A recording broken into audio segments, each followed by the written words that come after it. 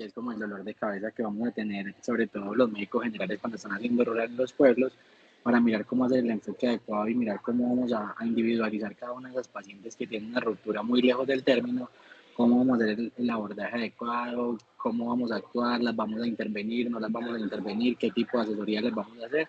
Entonces vamos a mirar esos escenarios y vamos a sacar unas conclusiones dependiendo pues de lo que vamos viendo en la charla. Entonces, para empezar en la charla vamos a tener la definición de ruptura prematura de membranas, vamos a tener la fisiopatología y la epidemiología, vamos a hablar un poquito de el diagnóstico, cómo lo vamos a hacer, cómo podemos hacer un buen diagnóstico clínico y cómo nos podemos ayudar con las pruebas clínicas que tenemos para realizar un adecuado diagnóstico de ruptura de membranas. Vamos a mirar el tipo de tratamiento que vamos a utilizar y vamos a mirar las diferentes sociedades, qué enfoque o qué recomendaciones nos dan para hacer el tratamiento y finalmente vamos a hablar de unas conclusiones que tenemos. Entonces, cuando hablamos de la definición de ruptura prematura de membranas, ¿qué podemos decir? Que es la pérdida de la solución de continuidad que tienen esas membranas coroamnióticas antes de iniciar el trabajo de parto y que va precedido con la posterior salida de líquido amniótico. Cuando tenemos ciertos factores que nos van a predisponer a una ruptura de membranas, que el principal factor que tenemos en contra es la infección, de él también podemos hablar de que desprendimiento de placenta, un trabajo de parto prematuro y pruebas fetales anormales finalmente nos pueden llevar a una ruptura prematura de membranas.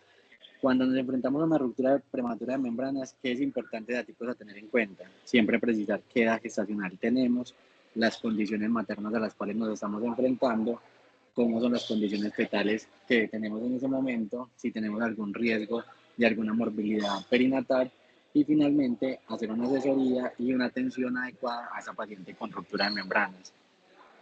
En cuanto a la definición, pues la vamos a poder dividir en tres grupos grandes, las que son a término, que son todas aquellas que van por encima de las 37 semanas, las pretérmino, que a su vez las podemos dividir en dos escenarios, que son las que están lejos del término, entre la 24 y la 32.6, y las que están cerca del término, que son aquellas pacientes que están entre la semana 33 y 36.6 semanas. Adicional a eso, podemos hablar de otro grupo más, que son las pacientes que están con una gestacional previable. Términos importantes que debemos tener en cuenta cuando nos enfrentamos a una ruptura de membranas, el periodo de latencia. ¿Qué es el periodo de latencia? Es el periodo donde podemos decir que es el tiempo que transcurre entre la ruptura prematura de membranas y el inicio del trabajo de parto. Es precoz cuando este periodo de latencia ocurre una hora posterior a la ruptura de membranas y es prolongado cuando ocurre mayor de 24 horas de la ruptura prematura de membranas. Cuando hablamos de una paciente con ruptura prematura de membranas, siempre vamos a escuchar el término de vamos a hacer manejo expectante. Más adelante les voy a aclarar qué es el manejo expectante. Pero cuando decidimos o tomamos la decisión de que no vamos a hacer manejo expectante en aquellas pacientes, corremos el riesgo de fetos prematuros y adicional a eso nos estamos enfrentando a posibles desenlaces perinatales adversos que podríamos evitar si individualizáramos a la paciente y miráramos si verdaderamente se beneficia de hacerle un manejo expectante. Otro término que también podemos tener en cuenta es el periodo de intervalo, que es el tiempo transcurrido entre la ruptura prematura de membranas y el momento del inicio del trabajo, del parto. Tenemos otro término que lo vamos a escuchar mucho y vamos a ver cuando en la práctica clínica, una falsa ruptura de membranas o una ruptura de membranas alta, que es un término que se utiliza mucho. Eso puede ocurrir, pero no podemos dar tranquilidad o no podemos como médicos decir simplemente se rompieron las membranas altas y con tranquilidad voy a devolver a esa paciente para la casa. Cuando escuchamos el término de ruptura alta quiere decir que se rompió el corion, pero el amnios todavía está intacto. Pero definitivamente no hay ninguna prueba que nos diga esto puede pasar o verdaderamente se rompió una sola capa de las membranas y la otra está íntegra. Entonces, ante la sospecha de una ruptura prematura de membranas, siempre vamos a actuar en pro de la paciente, en beneficio a ella, no dejando la duda y pudiendo correr el riesgo de desenlaces perinatales adversos. En cuanto a definiciones, los que ya les decía, entonces tenemos el periodo de latencia, que es el intervalo entre la ruptura de membranas y el inicio del trabajo de parto, precoz cuando es una hora posterior a la ruptura de membranas y prolongado cuando es mayor de 24 horas de la ruptura de membranas, el periodo de intervalo, que es el tiempo transcurrido entre la ruptura de membranas y el tiempo del parto, y una falsa ruptura de membranas cuando se rompe el corion, pero el amnios continúa íntegro. Esto lo podemos ver en pacientes que van a consultar y les van a decir, doctor, es que yo tengo una salida de líquido no me moja el pantalón, pero cuando tú haces el interrogatorio y le preguntas cómo te moja pantalón, interior, la salida es muy abundante, ya simplemente van a decir, no, es una salida ocasional, me moja el panty, pero definitivamente el gol estándar para diagnosticar en esos casos es un adecuado examen físico y una especuloscopia, que más adelante vamos a hablar un poquito de eso. En cuanto a la epidemiología de la ruptura prematura de membranas a término, vamos a tener que el 8 al 10% de los embarazos a término presentan ruptura prematura de membranas. Uno de cada dos rupturas prematuras de membranas del manejo expectante, entre el intervalo y el tiempo del parto es mayor de 33 horas. Importante precisar la hora exacta de la ruptura prematura de membranas. Uno, para poder identificar el momento exacto y saber cuándo voy a hablar de un periodo de latencia prolongado y cuándo debe iniciar el manejo antibiótico. Y dos, para prevenir desenlaces perinatales adversos, sobre todo la sepsis neonatal temprana.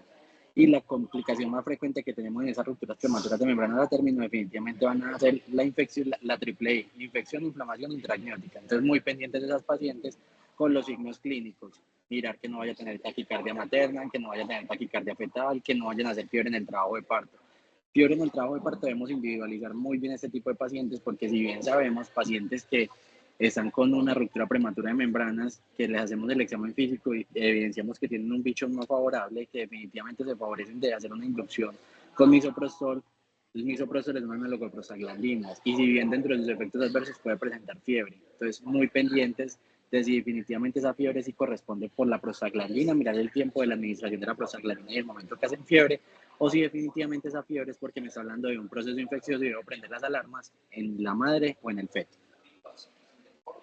En cuanto a la ruptura prematura de membranas en pretérmino, vamos a tener en cuenta que el 50% de los pacientes van a desencadenar el parto en un tiempo no mayor a una semana, que después del periodo de latencia de la ruptura de membranas, entre el 15 al 35% de los pacientes van a tener signos evidentes de infección e inflamación intraamniótica, que un 15 o un 25% de las pacientes van a tener riesgo de hacer una endometritis postparto y que un 2 o un 5% de las pacientes que hacen una ruptura prematura de membranas fácilmente me pueden desarrollar una abducción de placenta. Entonces, cuando me enfrentan de una paciente que el motivo de consulta es salida de líquido, idealmente precisar la hora y el momento en el que se le hizo la ruptura de membranas. Cuando yo hago la especuloscopia, mirar si verdaderamente si hay salida de líquido y ese líquido de dónde es proveniente, las características del líquido y definitivamente sobre todo el miedo que más tenemos y lo que más tenemos que estar pendientes es que la paciente no vaya a hacer una abducción de placenta. Entonces, pilas cuando esas pacientes consultan con un líquido y ustedes hacen la especuloscopia es un líquido hemorrágico, siempre debemos actuar en pro de una paciente, empezarle a buscar signos de que no vaya a tener una abducción de placenta. ¿Cuál es el principal signo de que esa paciente tiene una abducción de placenta? Un sangrado vaginal abundante y que presenten cuando ustedes les están haciendo la palpación abdominal para mirar si tienen dinámica uterina, es una hipertonía sostenida. Entonces, pilas con esos pacientes que fácilmente cuando hay ruptura de membranas no es muy alta la tasa, pero se puede presentar que hagan una abducción de placenta. En cuanto a la etiología de la ruptura prematura de membranas, pues vamos a tener que las membranas placentarias o coriamnióticas, pues es como lo que va a revestir toda la parte o toda la cavidad uterina de la mujer en el embarazo. Van a estar delimitadas por la cavidad amniótica y por la cavidad coriónica, más o menos después de la semana 15, 16, inclusive alguna literatura después de la semana 18 embrionaria, van a empezar a tener un íntimo contacto. Van a tener que la cavidad amniótica es la que va a mirar hacia, el amnios es el que va a mirar hacia la cavidad amniótica y el corion es el que va a mirar hacia la decidua. Es importante tener en cuenta que estas membranas a medida que va avanzando la vegetación van a tener un crecimiento tanto mecánico como bioquímico. Su principal función, como ya están revestidas de una capa de colágeno, va a ser que se permita la elasticidad y que a medida que el feto vaya creciendo y vaya presentando movimientos en el interior de la cavidad uterina, no se vayan a romper y que finalmente esa elasticidad que me dan las capas de colágeno me puedan permitir a que la paciente pueda llegar al final del embarazo. Las membranas, tanto coriónicas como amnióticas, tienen una función muy importante durante el embarazo y es sostener, ser un medio de sostén para el feto y para el líquido amniótico, que finalmente ello lo que me va a llevar a obtener es protección del feto y protección definitivamente a mucho tipo de infecciones, ante cualquier trauma leve que pueda tener la paciente. Entonces, la importancia de las membranas coriamnióticas es las capas de colágeno que alcanza a tener y sobre todo que esta paciente no vaya a tener alguna enfermedad que me vaya a afectar la formación de colágeno, porque pues indirectamente se va a ver afectada la formación de las membranas. En cuanto a la anatomía, pues vamos a tener que el amnios está en contacto estrecho con el feto y con el líquido amniótico y que cada una de estas capas está compuesta de diferentes tipos de colágeno, lo que va a permitir la elasticidad y que en un embarazo a término, definitivamente la capa que más importancia vamos a tener es la capa esponjosa, que es la que va a absorber todo el estrés físico, ya sea por las infecciones, por el estrés materno, por la vida diaria y que finalmente esta capa es la que me va a permitir un adecuado deslizamiento con la capa amniótica. Y la del corion va a tener un estrecho contacto con la decidua, que esta es la capa que va a estar como donde se va a sostener todo el embarazo, donde se va a formar todo el embarazo y finalmente va a tener íntimo contacto con el miometrio. Eh, Podemos ver que cada capa a su vez está formada por metaloproteinasas y por factores inhibidores de metaloproteinasas que finalmente ellos deben tener un equilibrio para poder que se presente una adecuada elasticidad de esas membranas y no se vayan a romper. Entonces, si vamos a hablar en cuanto a las teorías de la ruptura de membranas, pues Malab y Coles nos hablan de que cuando se presenta una ruptura de membranas es porque hay una morfología alterada en la forma celular de las tres últimas capas del amnios, que esto finalmente lo que me va a preceder es que no se haya una adecuada organización del colágeno, de que se vayan a presentar depósitos de material fibrinoide y finalmente eso me va a llevar a un adelgazamiento de la capa trofoblástica y la decidua.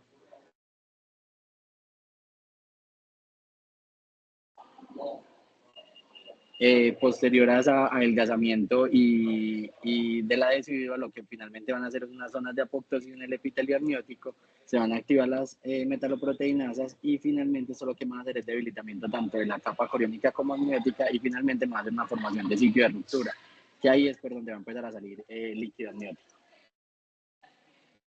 Entonces, en cuanto a la etiología de la ruptura prematura de membranas, todo aquello que conduzca a las siguientes situaciones me puede ocasionar ruptura prematura de membranas: disminución del contenido de colágeno, como el síndrome de Ehlers-Danlos, alteración en la estructura del colágeno, actividad colagenolítica aumentada, déficit nutricional que interfiere con la síntesis de colágeno, sobre todo en pacientes que tienen trastornos alimenticios y tienen déficit de vitamina C, tienden a hacer mucho ese tipo de problemas.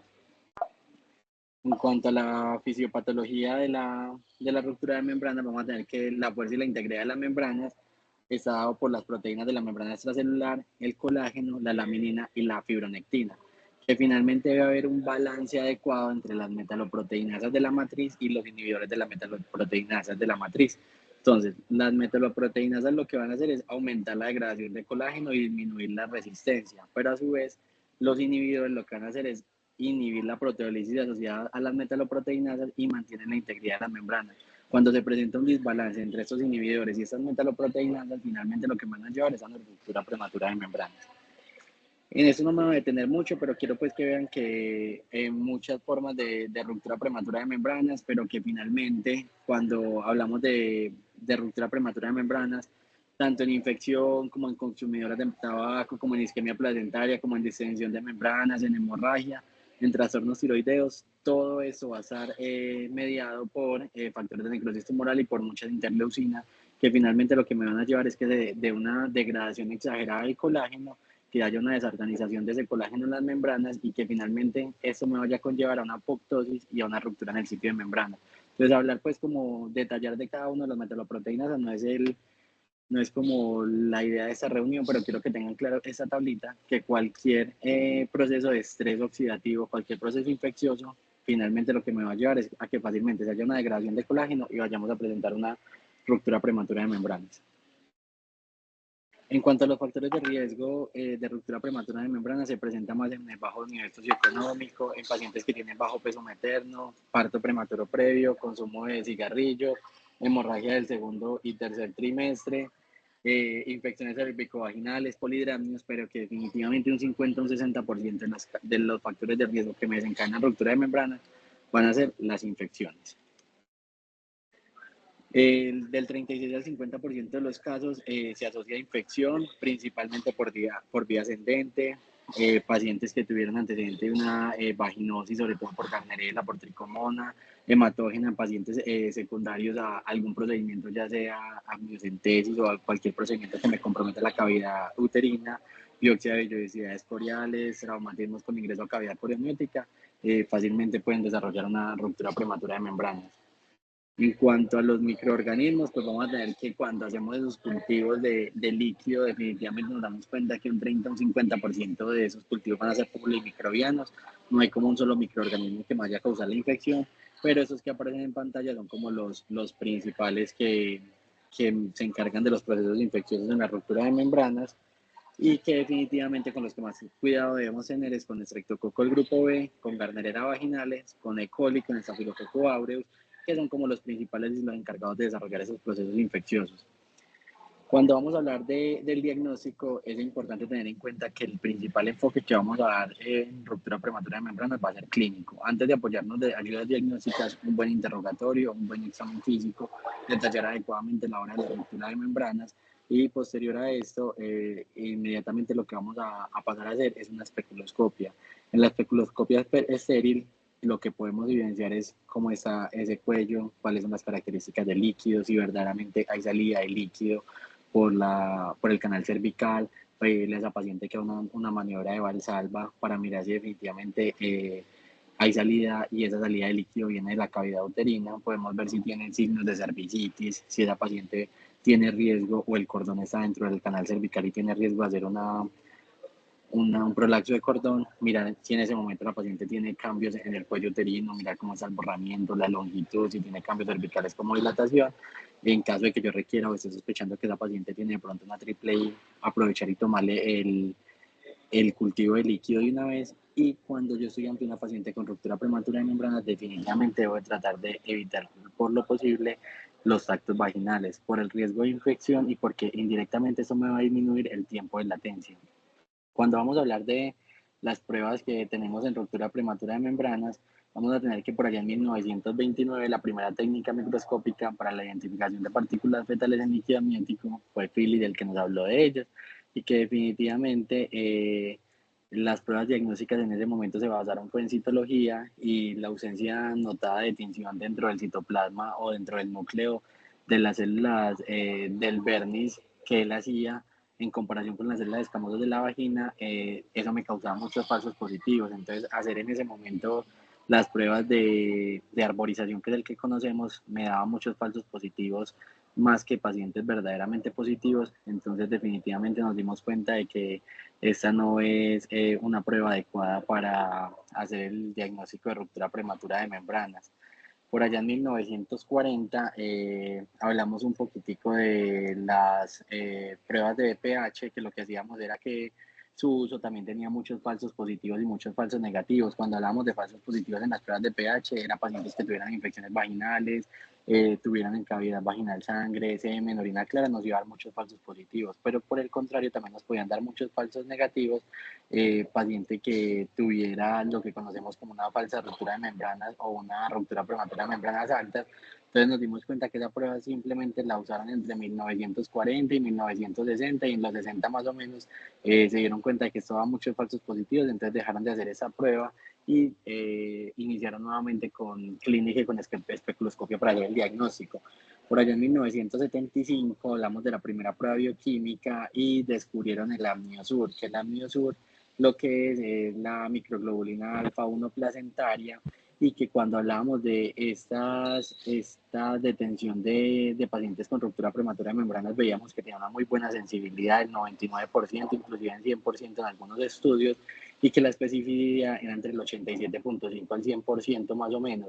¿Qué pasa? Esas pruebas bioquímicas, que las dos las tenemos en el medio, que son el amniosur y el antimpron, son como el gol estándar para hacer el diagnóstico de ruptura prematura de membrana. Las dos son muy buenas, tienen muy poca tasa de falsos positivos y falsos negativos, menos del 10%, teniendo mucha mejor especificidad y sensibilidad el amniosur que el actimpron, sin dejar de decir que el actimpron es bueno, pero en el comercio todavía es muy difícil adquirir estas pruebas por el precio comercial que tienen y no todas las clínicas disponen de ese recurso. Pero en un mundo ideal sería la maravilla tener ese recurso en todos los hospitales para hacer el diagnóstico de ruptura prematura de membrana. En 1992 se habló un poquito como de la fibronectina fetal para diagnóstico de ruptura prematura de membranas. Uno, esta prueba no es tan sencilla y tan específica porque cuando hablamos de fibronectina fetal también hablamos de que esto nos puede enfocar un diagnóstico de ruptura prematura de membranas. Digamos que si el resultado de esa fibronectina nos daba negativo, nos podía descartar el diagnóstico de ruptura prematura de membranas, pero si nos daba positivo, eso inmediatamente no nos hacía el diagnóstico de ruptura prematura de membranas, sino que nos abriría muchas más posibilidades. Entonces definitivamente nos dimos cuenta de que los estudios que se hicieron no es una prueba concluyente, no es una prueba costo efectiva, y en Colombia no contamos con fibronectina fetal para hacer el diagnóstico. ¿Con qué nos quedamos nosotros en Colombia por lo que tenemos en este momento? Por clínica y por pruebas bioquímicas. Muchos centros de salud cuentan con las pruebas bioquímicas, algunas EPS la tienen autorizado, o lo otro que ustedes pueden hacer es ofrecerle a la paciente si quiere pagar particular el estudio. Es un estudio que se hace muy fácil, se demora más o menos de entre 5 a 10 minutos, y lo que esto me va a hacer es que me va a arrojar el resultado inmediatamente positivo y negativo, y la tasa de falsos positivos y negativos es muy baja. Entonces yo con una prueba de estas puedo quedar completamente seguro del diagnóstico. También se ha hablado mucho, y todavía en la práctica clínica hablan mucho del perfil biofísico para confirmar ruptura prematura de membranas cuando estamos hablando del índice de líquido amniótico de la columna mayor. ¿Qué pasa? Cuando leemos la literatura y miramos los estudios, nos damos cuenta que medir una ruptura prematura de membranas solamente por un líquido amniótico no va a ser concluyente, porque un líquido amniótico normal no me descarta una ruptura prematura de membranas. Y si bien cuando estamos haciendo el perfil biofísico eso es muy observador dependiente, de que de pronto en el momento que yo le estoy haciendo el perfil biofísico a la paciente, en ese momento está el bebé haciendo el recambio de orina para convertirlo en líquido amniótico y le alcanza a coger un lago mayor bueno, o inclusive el índice de líquido amniótico alcanza a pasar y está en ese rango entre 5 y 25, yo voy a reportar un perfil biofísico normal. Pero debemos pensar, yo con esta paciente con una clínica tan sugestiva de ruptura de membranas, con un perfil biofísico normal, me voy a quedar tranquilo y la voy a mandar para la casa. Entonces, pilas, que es un error que cometemos mucho en la práctica clínica, que tenemos una paciente con una sospecha de ruptura prematura de membranas e inmediatamente lo que podemos hacer es un perfil biofísico, y eso verdaderamente no nos va a aportar nada ni nos va a esclarecer el diagnóstico, no lo va a descartar. Entonces, si lo voy a hacer como prueba de bienestar fetal, porque verdaderamente yo estoy sospechando que esa paciente, aparte de que tiene una ruptura, tiene un estado fetal no tranquilizador, me sirve como prueba de bienestar fetal, pero como prueba para hacer el diagnóstico, cero efectivo. Entonces, cuando hacemos como una observación, podemos mirar qué prueba diagnóstica voy a usar. El pH vaginal tiene muchos falsos positivos. La medición del líquido amniótico no concluyente. La amniinfusión sería una prueba que tiene mucha sensibilidad y mucha especificidad, pero es una prueba muy invasiva, que anteriormente la hacíamos con índigo de carmín, pero eso todavía no está aprobado por la FDA. Inclusive pues también corríamos el riesgo de que si el observador no era la persona idónea para realizar la infusión, podía ocasionar ruptura prematura de membranas. Entonces definitivamente cuando miramos este cuadrito con que nos podemos quedar con las pruebas bioquímicas, lo que pasa es que todavía costo efectivas no son, y no las tenemos disponibles en todos los centros. Entonces idealmente cuando nos enfrentamos a una ruptura de membranas, clínica y especuloscopio. El test de pH, el pH de las secreciones vaginales aumenta cuando se tiene contacto con líquido amniótico. El pH de las secreciones vaginales normalmente va de 4,5 a 5,5. Cuando hay líquido amniótico en cavidad vaginal y luego el test de pH, voy a encontrar ese pH entre 7 y 7,5. Y definitivamente lo que yo les hablaba anteriormente, tiene mucha tasa de falsos negativos y falsos positivos. Entonces nos damos cuenta de que definitivamente esa prueba de pH no es concluyente cuando yo quiero confirmar o descartar el diagnóstico de ruptura de membranas. En cuanto al test del hecho, pues vamos a visualizar bajo microscopio una muestra de líquido amniótico. Eso va a variar más o menos del 51 al 70% en pacientes que no tienen trabajo de parto, y en un 88% en pacientes en trabajo de parto. Y los falsos positivos pues, pueden ser muy fáciles en esa paciente, inclusive en la preparación de la prueba. Si hay presencia de solución salina, de moco, contaminé la lámina, le puse huellas a la lámina o no está completamente seca, eso me puede hacer un falso positivo. Entonces, digamos que si estamos en un pueblo donde solamente tenemos ese recurso, hicimos el examen físico, hicimos la especuloscopia y todavía queda la duda, si verdaderamente sabemos hacer un test de leche y tenemos cómo procesarlo adecuadamente, pues nos podría sacar de la duda. En cuanto a la evaluación del líquido amniótico, lo que les decía es una mala calidad para confirmar la ruptura de membranas. La medición de ILA no ofrece ninguna ventaja sobre la medición de una bolsa mayor vertical en los casos de ruptura prematura de membranas. Y evaluar el bolsillo mayor de líquido amniótico simplemente nos serviría en ese momento para decir si hay bienestar fetal o no hay bienestar fetal, pero no nos confirmaría ni nos descartaría el diagnóstico de ruptura prematura de membranas. Esto es otro poquito pues acerca de las pruebas bioquímicas, es como la cantidad secretada. Definitivamente es el gol estándar que tenemos en este momento en el mercado. En cuanto al Actimpron, pues los componentes del Actimpron está más o menos en 180.000 pesos y los componentes que va a tener el Actimpron es un hisopo estéril, un tubo que va a tener una solución buffer, que es albúmina bovina, que es donde vamos a tener inhibidores de, de las proteasas y una tira de inmunocromatografía individual, que es como una pruebita de embarazo. Entonces, ¿en qué consiste esa prueba? Esta prueba lo que va a hacer es que vamos a hacer una especuloscopia estéril a la paciente, vamos a introducir el hisopo a la cavidad vaginal y vamos a tomar muestra de líquido de lo que haya en todo el fondo de saco, y si hay líquido en la cavidad uterina, más o menos por un minuto. Esto lo vamos a introducir en una solución buffer en la que viene como en el tubito de ensayo. Esa solución buffer vamos a estar más o menos de 20 a 30 segundos sacudiendo el hisopo estéril con la muestra que yo tomé del líquido que encontré en la cavidad vaginal, y posteriormente a este vamos a colocar la lámina de inmunocromatografía más o menos de 5 a 7 minutos. Y eso inmediatamente me va a hacer el diagnóstico de ruptura prematura de membranas. Si sale una sola rayita, significa que la prueba está negativa. Si sale dos rayitas, significa que la prueba está positiva. Y si solamente me sale la rayita, como muestra la última imagen del control, perdón, del control no, sino del resultado, pero no me sale la del control, eso significa que la prueba o quedó mal tomada o inmediatamente me la invalida y debo hacer una segunda muestra. En cuanto al Amniosur, es exactamente lo mismo, tiene los mismos componentes. Vamos a tener recolección más o menos de un minuto de la cantidad de líquido que hay en el fondo de saco. Esta nos dice que ya no 30 segundos, sino un minuto lo vamos a tener en la solución buffer. Vamos a colocar la tabla de inmunocromatografía y esta nos da, pues, como es más laxa a la hora de dar el resultado. Entonces vemos que va a ser positiva en los tres primeros casos, inclusive el Actin Pro, cuando pinta solamente rayitas, así como vemos en esta última imagen, solamente rayitas punteadas, ella nos anula el resultado. En el Amniosur nos dice que simplemente el hecho de pintar rayitas entrecortadas ya nos daría un diagnóstico de positivo. Y este Amniosur lo puedo tener hasta 15 minutos. Ya después de 15 minutos, pues no me daría ningún resultado concluyente. Entonces, Actinpron 5 minutos, Amniosur lo puedo tener hasta 15 minutos. La otra prueba diagnóstica que tenemos es la amniinfusión. Lo que le explicaba, los riesgos va a ser el trauma, sangrado, infección, desencadenar un trabajo de parto prematuro. Y esto lo que va a consistir es por medio, lo vamos a hacer por medio de ecografía. Entonces vamos a hacer una instilación transabdominal ya por ecografía con índigo de carmín. Inclusive en algún tiempo, cuando no se podía hacer con índigo de carmín, lo estuvieron haciendo con complejo B. A estas pacientes, después de que le hacemos la amniinfusión, les vamos a colocar una gasa en vagina. Esa gasa en vagina la vamos a retirar más o menos de 2 a 4 horas y es positiva y se tiñe esa gasa que colocamos en vagina. Es importante tener en cuenta que esto también tiene mucha tasa de falsos positivos, porque la orina materna también me puede teñir la gasa del color azul, y no debemos confundir eso líquido con líquido amniótico.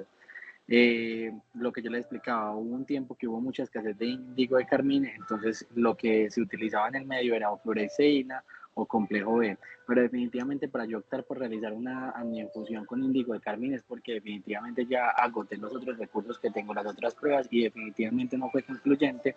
Ya lo último que me va a hacer el diagnóstico es una amniinfusión, pero vamos a iniciar desde lo menos invasivo, examen físico, especuloscopia, pasamos a pruebas bioquímicas si hay la posibilidad de hacerlas.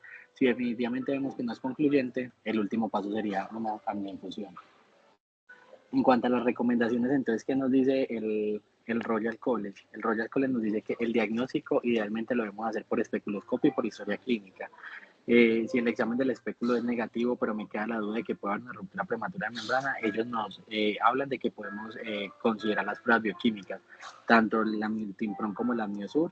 Ellos también definitivamente dicen que el lila es útil cuando hay evidencia de oligodramias. Solamente cuando encuentro líquido amniótico disminuido puedo eh, confirmar el diagnóstico, pero si nos vamos al oligohidramias, podemos ver que yo puedo tener una paciente con unos oligohidramios, ejemplo, en un embarazo a término, y no necesariamente tiene que ser por una ruptura de membranas. Puede ser porque la paciente me está haciendo un trastorno hipertensivo, puede ser porque la paciente me está haciendo una restricción del crecimiento intrauterino. Entonces, saquémonos de la cabeza que el perfil biofísico, el parámetro de líquido amniótico, nos puede ayudar en el caso de ruptura de membranas. ¿Qué más nos dice Royal College? Nos recomiendan prueba con test de nitracina y se debe usar una combinación entre la clínica y el análisis de sangre materna. Cuando ellos hacen esta comparación es para descartar que las pacientes me están haciendo un proceso infeccioso.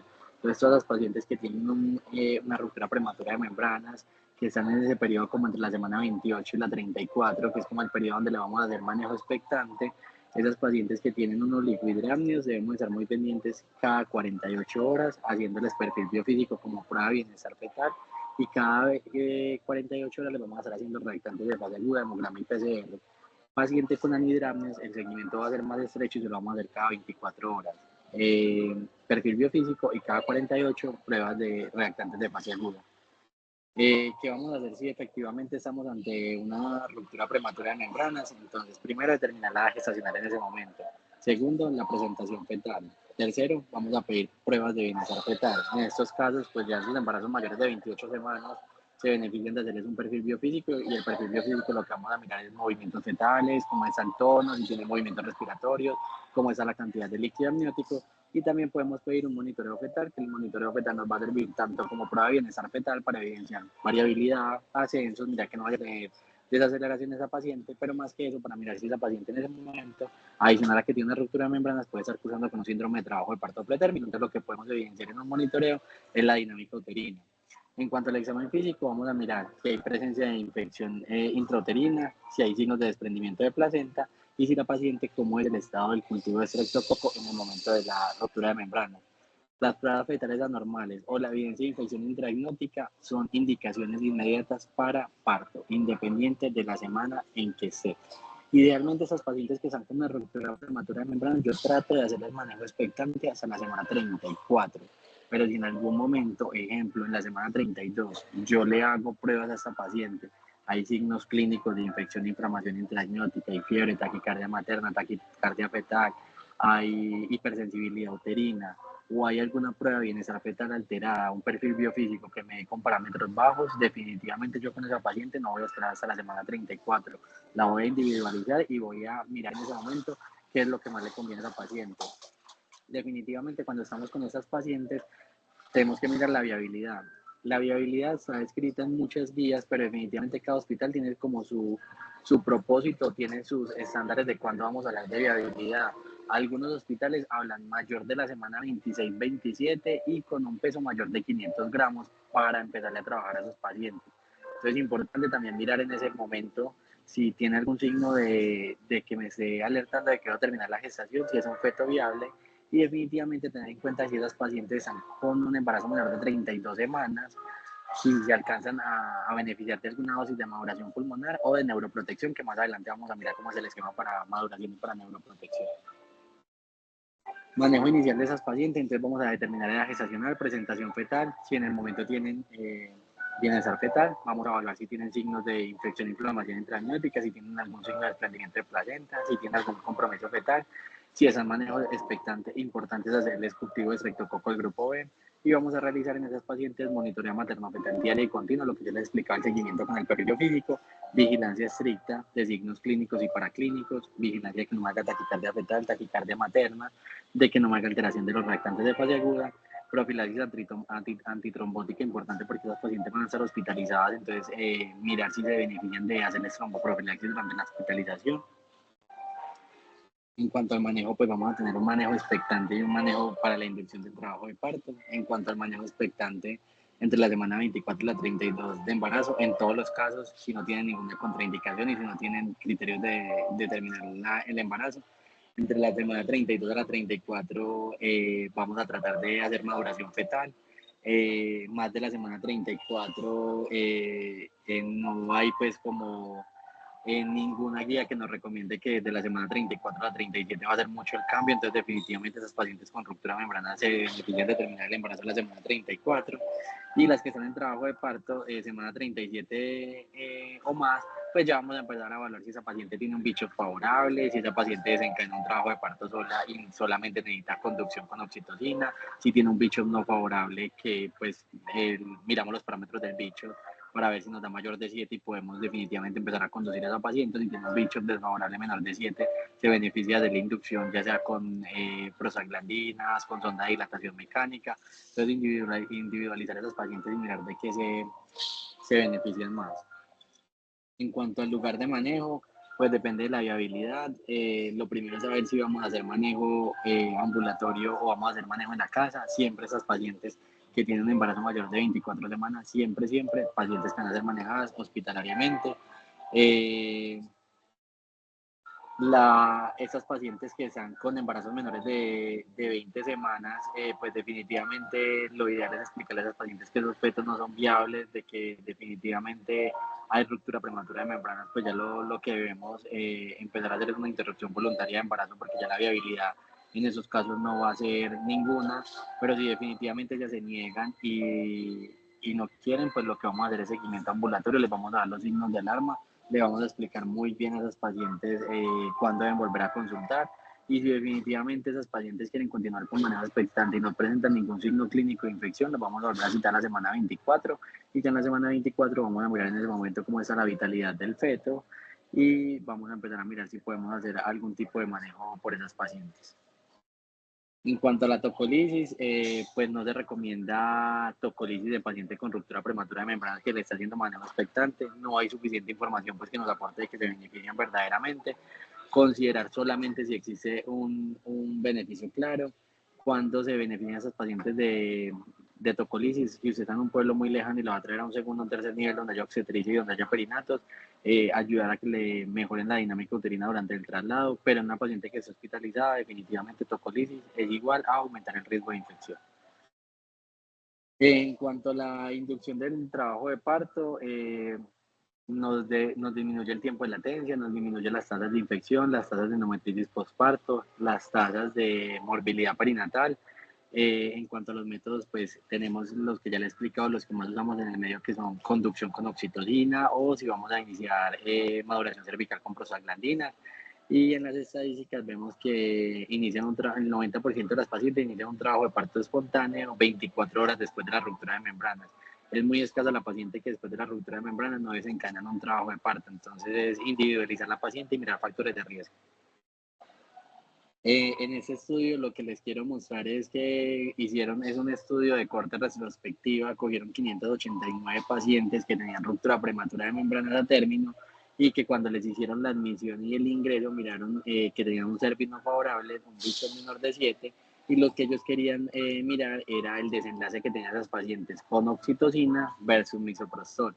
Entonces vimos que aquellas pacientes que fueron tratadas con oxitocina tuvieron menos tasas de cesárea, 12.6%, que las que fueron tratadas con misoprostol que tuvieron un 27.5% de riesgo de terminar parto por cesárea y tuvieron mayor proporción de parto vaginal en las primeras 24 horas, un 60% las tratadas con oxitocina versus un 45% las con misoprostol, y las que fueron tratadas con oxitocina tuvieron un mejor perfil de seguridad, menos riesgo de realizar taquicistolia, entonces definitivamente se dieron cuenta que las pacientes que el manejo inicial que hacía con oxitocina tuvieron menos desenlaces y menos mortalidad materna y perinatal.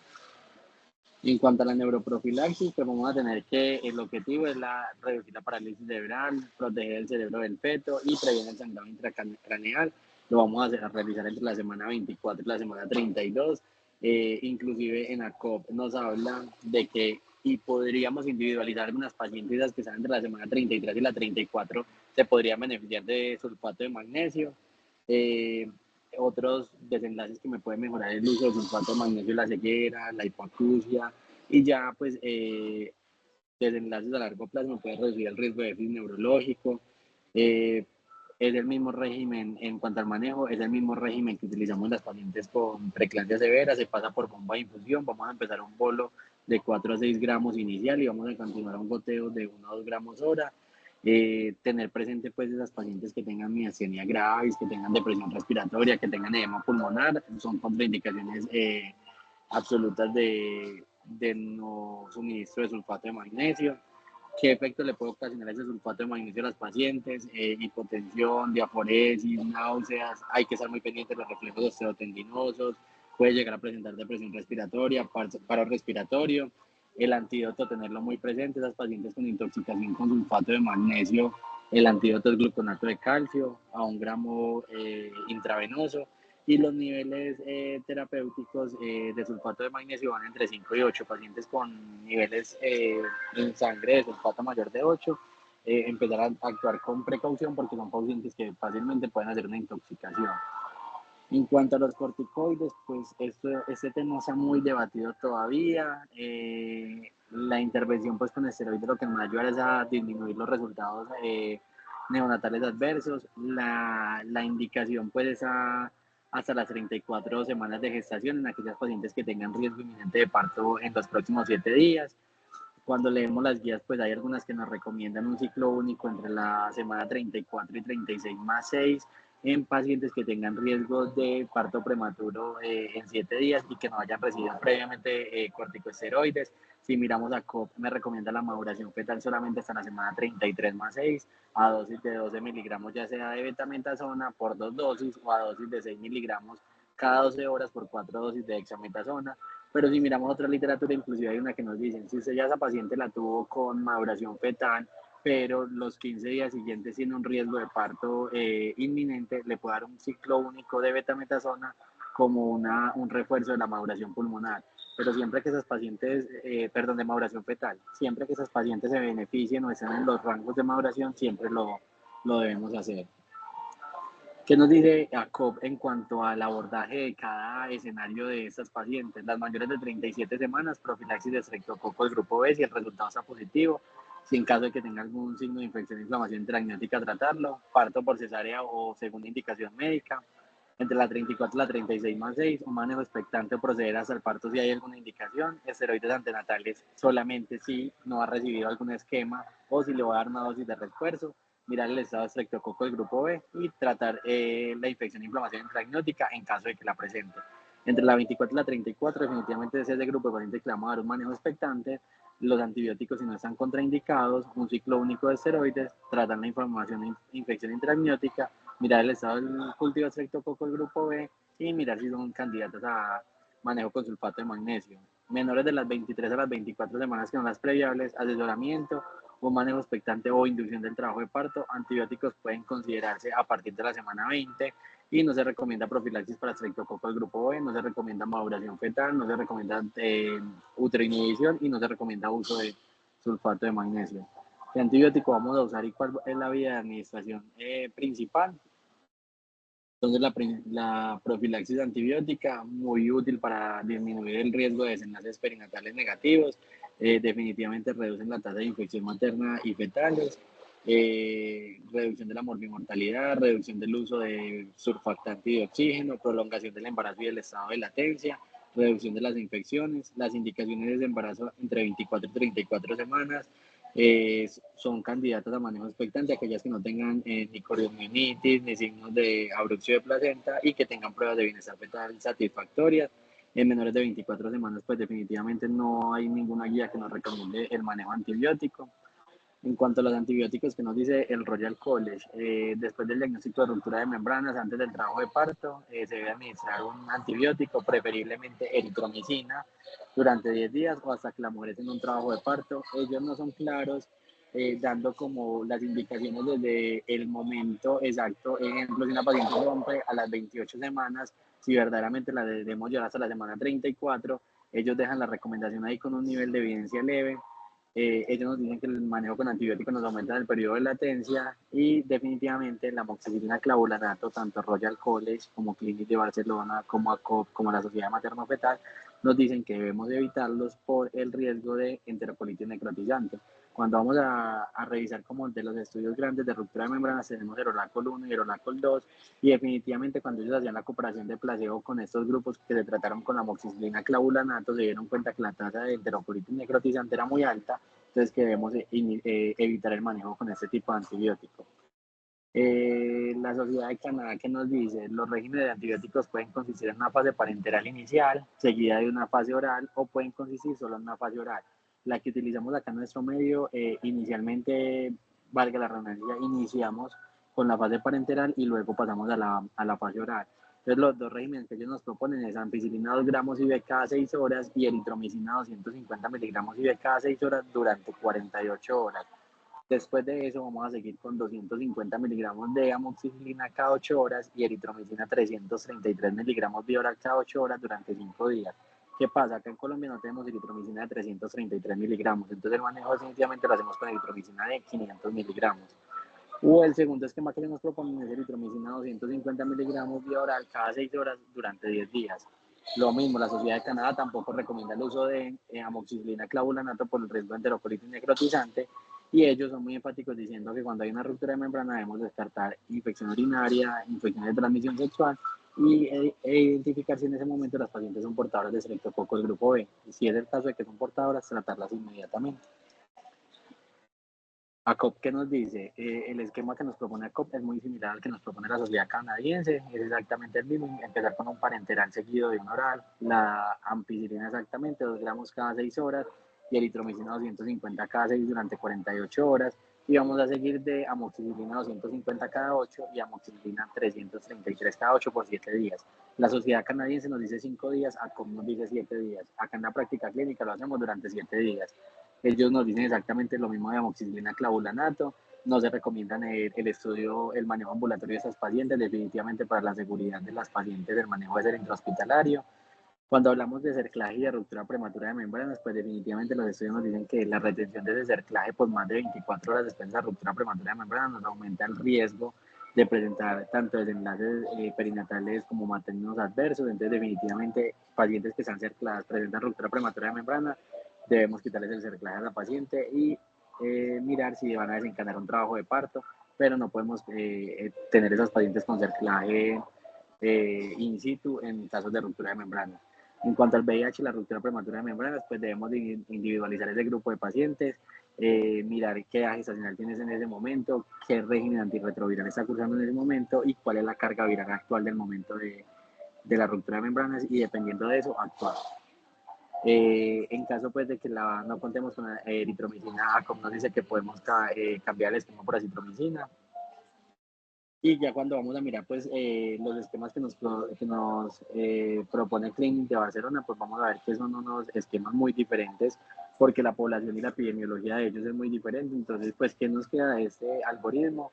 Mirar que ellos también hacen seguimiento con perdón, con reactantes de fase aguda, miran el estado de estreptococo, efectivamente usan amoxicilina clavulanato independiente del riesgo de enterocolitis necrotizante. En caso pues de que tengan alergia a las aminopenibilinas o a las cefalosporinas de primera generación, ellos tratan con clindamicina. Y en embarazos mayores de 37, perdón, menores de 37 semanas los pretérminos, ellos tienen antibióticos muy diferentes a los que contamos nosotros. Ellos de entrada inician con ampicilina y con ceftriaxona más claritromicina, y en caso de que tenga alergia a alguno de esos antibióticos, eh, inician con teicoplanin y con astreonal. Son esquemas muy diferentes a los que manejamos nosotros por nuestra epidemiología. Entre la 35 y la 36 semanas ellos utilizan un régimen de ampicilina, ceftriaxona, claritromicina, y en caso de que tengan alergias o B positivo, hacen cambio a carbapenémicos o a vancomicina. En los estadios de 35 a 36 semanas de edad gestacional, Clinic nos recomienda maduración fetal, no tocolisis, finalización de la gestación, igual como si lo individualizáramos en una paciente que estuviera con un embarazo a término. Ese es como el esquema que nos da dependiendo de la edad gestacional, el ingreso hospitalario, hacerle seguimiento con ecografía, con reactantes de fase aguda, hacer urocultivo, hacerle cultivo de estreptococo del grupo B, en los regímenes de antibióticos. En cuanto a la profilaxis de estreptococo del grupo B, vamos a tener que el tamizaje de parto normalmente lo hacemos entre la semana, qué pena y se me fue, 35 y 37 más 6. No retrasar intervenciones obstétricas solamente porque no tengo el resultado del estreptococo del grupo B. Si lo tengo, maravilloso, pero si no lo tengo, no puedo detener de inducir a una paciente o empezarle a trabajar en caso de que la necesite inducir. Y la validez máximo de la prueba es de 5 semanas. Se considera que una prueba mayor de 5 semanas al momento del parto es una prueba que no me va a aportar definitivamente nada, así es negativa. Las indicaciones para tratar estreptococo del grupo B es cultivo positivo rectal o vaginal a las 35 a 37.6 semanas, que en el embarazo previo haya estado contaminada, que tenga bacteriuria en algún trimestre del embarazo por estreptococo del grupo B, o que esté desconocida y presente algún factor de riesgo a la paciente. ¿Cómo va a ser el manejo con estreptococo del grupo B? El antibiótico de elección va a seguir siendo la penicilina G a una dosis de 5 millones de unidades intravenosas, dosis única, sequía de 2.5 a 3 millones de unidades intravenosas 4 horas hasta el parto. Hay mucha controversia porque es la pregunta como, ¿inicio el antibiótico en fase activa o inicio el antibiótico de la que la paciente inicia el trabajo de parto? Pues definitivamente está recomendado iniciar el antibiótico de la que la paciente inicia el trabajo de parto, así es en inducción, porque consideramos de que esas pacientes, para poder que se considere efectivo el tratamiento mínimo, deben recibir 2 dosis de penicilina. Entonces muchas veces las pacientes hacen un parto precipitado o por la cantidad de pacientes que hay en el servicio no le podemos asegurar la dosis adecuada de la cantidad de penicilina, entonces definitivamente desde que iniciamos el trabajo de parto. ¿Cuándo va a iniciar el antibiótico en la ruptura prematura de membranas? Es la buena pregunta y es como la piedra en el zapato que tenemos todos, porque si nos vamos a mirar las guías, pues como no hay una recomendación precisa. Idealmente, cuando la paciente tiene cultivo de estreptococo del grupo B negativo, pues sí son muy enfáticos diciendo el antibiótico lo vamos a iniciar después de 18 horas de ruptura de membranas. En los casos de que estamos con cultivo de estreptococo del grupo B, pues le vamos a iniciar la profilaxis inmediata. En pacientes con cultivo de estreptococo del grupo B, 12 versus 18 horas. He ahí la duda de algunos ginecólogos. Pues cuando uno revisa la literatura, hay una guía que salió en el 2023 que nos dice que definitivamente empezar a tratar a esas pacientes desde las 12 horas de ruptura de membranas con un estreptococo del grupo B desconocido, se disminuye la tasa sobre todo de infección perinatal, de neumonías en recién nacidos. Entonces, definitivamente, las pacientes con estreptococo del grupo B desconocido, con una ruptura prematura de membrana mayor de 12 horas, le podemos empezar esquema de tratamiento antibiótico. Ese es un estudio de Cochrane que lo que quería mirar eran los antibióticos para ruptura prematura de membranas antes del inicio del trabajo de parto o cerca del término. En esta revisión se incluyeron 4 estudios controlados aleatorizados con 2.639 mujeres con embarazos mayores a 36 semanas de gestación y la evidencia definitivamente mostró que los antibióticos de rutina para ruptura prematura de membranas a término no redujeron ni el riesgo de infección tanto materno como perinatal y cuando se fueron a hacer la comparación entre el grupo que recibió manejo y el grupo placebo, no hubo diferencia significativa. Los casos de sepsis neonatal de aparición temprana definitivamente fueron menos del 1% y no hubo casos en 2 de los 4 estudios. No se mostró ninguna diferencia en la morbimortalidad infecciosa materna en cuanto a la coriomionitis o la endometritis postparto y la cesárea aumentó con el uso de antibióticos comparado con el placebo. En cuanto a las conclusiones de este estudio, pues no se mostraron diferencias en ninguna medida de la morbimortalidad materna o neonatal, aunque uno de los pequeños estudios pues, nos mostró una reducción en la estancia neonatal en cuanto a la sala de recién nacidos, no se mostró diferencia significativa en cuanto a la sepsis neonatal, no se encontraron diferencias en cuanto a la morbilidad infecciosa materna, en cuanto a poliomielitis y endometritis. En cuanto a las complicaciones pues, de la ruptura prematura de membrana, vamos a tener que entre el 13 y el 60% van a presentar coriomionitis, entre el 32 al 76% van a presentar un prolapso del cordón umbilical, entre el 4 al 12% una bruxismo de placenta. Y cuando miramos esta tablita de las complicaciones del recién nacido, vemos que cuando a menor edad gestacional, vemos que el síndrome de dificultad respiratoria un 92.6%, a las 30 semanas un 54.7% y a las 34 semanas un 13.5%. Y vemos en cuanto a cambios cerebrales como la hemorragia interventricular grado 2 o grado 3, vemos que a las 26 semanas es casi un 30%, que a las 30 semanas es un 1.9% y que a las 34 semanas es un 0%. Entonces, definitivamente lo que nos lleva a mirar esa tablita es que definitivamente el periodo de latencia lo que me va a ayudar es a evitar las complicaciones fetales. Muchas gracias. Listo, Sebas, muchísimas gracias por la charla. ¿Alguno tiene alguna preguntita?